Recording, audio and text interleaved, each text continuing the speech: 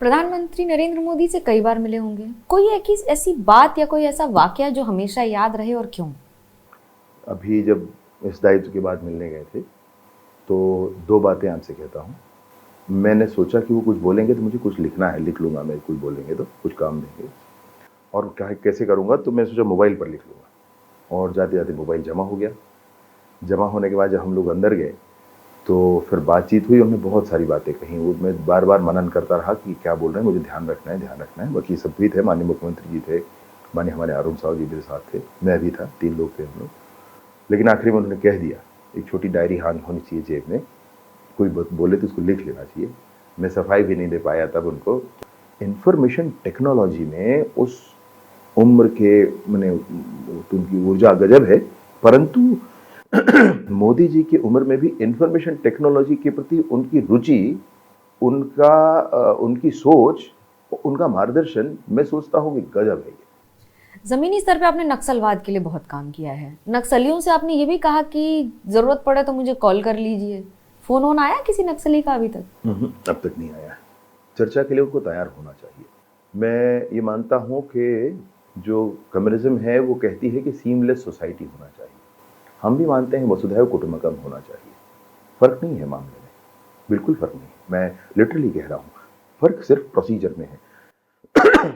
वो कहते हैं कि बंदूक की नली से हम सीमलेस सोसाइटी निकालेंगे, हम कहते हैं कि दिल दिल को जीतने से ये सीमलेस सोसाइटी हो सकती है। एकदम क्लियर है कॉन्सेप्ट हमारा। नक्सलवाद को कंट्रोल नहीं कर पाने में विफलता बीजेपी की है कि कांग्रेस की, और क्यों?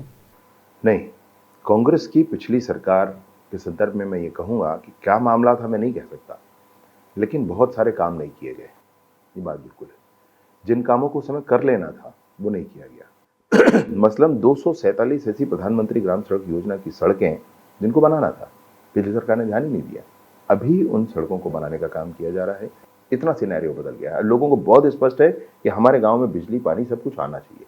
पूर्व मुख्यमंत्री भूपेश बघेल कहते हैं केंद्र सरकार पैसे नहीं देती थी नीतियों के लिए और उनके इम्प्लीमेंटेशन के लिए, और अब हमें जिम्मेदार ठहराते हैं कि हमने काम नहीं किया। प्रधानमंत्री आवास के लिए टी.एस. सिंहदेव जी, जो उनके पंचायत राज के मिनिस्टर थे, उन्होंने पत्र लिखा था उनको कि मैंने बार बार आपसे कहा मैचिंग ग्रांट दीजिए, उपलब्ध होने के बाद भी आपने नहीं दिया, इसलिए मैं अभी पद त्याग रहा हूँ। ये उनके मंत्री ने उनको कहा था।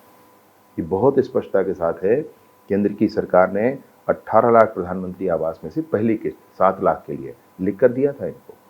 हमारे उस समय के केंद्र में मंत्री थे गिरिराज जी, जो वर्तमान में भी थे, उन्होंने भी इनको पत्र लिखा है। उनसे पहले जो मंत्री थे नरेंद्र सिंह तोमर जी, उन्होंने भी पत्र लिखा है, व्यक्तिगत पत्र लिखा है भूपेश बघेल जी को कि भाई गरीबों का आवास ले लीजिए। नहीं लिया इन्होंने।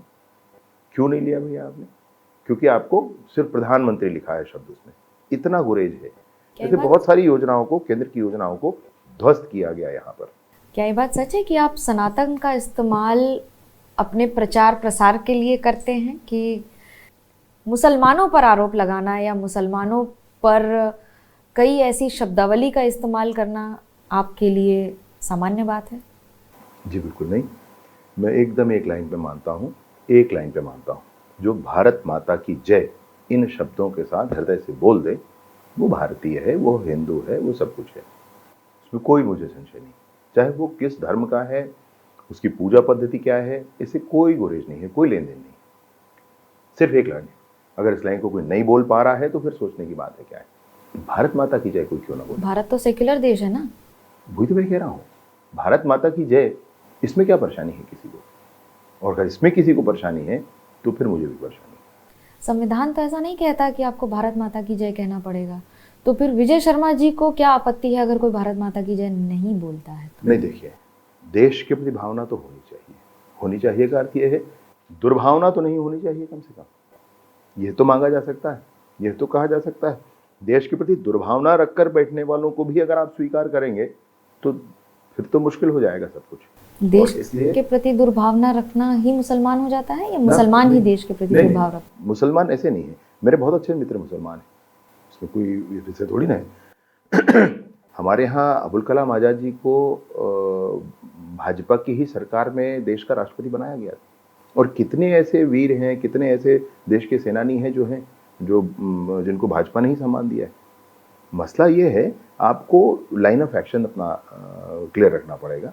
आपको ये बात स्पष्टता रखनी पड़ेगी कि आपकी आराध्य भूमि भारत है, दुनिया में कोई और नहीं है। स्तुति वगैरह काफ़ी अच्छी सुनाते हैं।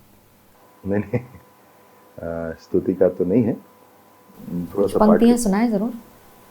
पंक्तियाँ मतलब, मैं शंकर का वह क्रोधा नल कर सकता, जगती छार छार डमरू की प्रिय ध्वनि हो, जिसमें नचता भीषण संहार। रणचंडी की ये तृप्त प्यास, मैं दुर्गा का उन्मत्त हास, मैं यम की प्रलयंकर पुकार, जलते मरगट का धुआंधार। फिर अंतरतम की ज्वाला से जगती में आग लगा दूं मैं, यदि धधक उठे जल थल अंबर, जड़ चेतन तो कैसा विस्मय। हिंदू तन मन हिंदू जीवन, रग रग हिंदू मेरा परिचय। अटल बिहारी वाजपेयी जी की कविता है। रार नहीं मानूंगा, हार नहीं मानूंगा, रार नहीं ठानूंगा, काल के कपाल पे लिखता मिटाता हूँ, गीत नया गाता हूँ। धन्यवाद विजय शर्मा जी हमसे बात करने के लिए। फिलहाल कैमरा पर्सन होरी और सूरज पांडे के साथ मुझे मनोज्ञा लोईवाल को दीजिए इजाजत। खबरों का सिलसिला एबीपी न्यूज पर जारी है।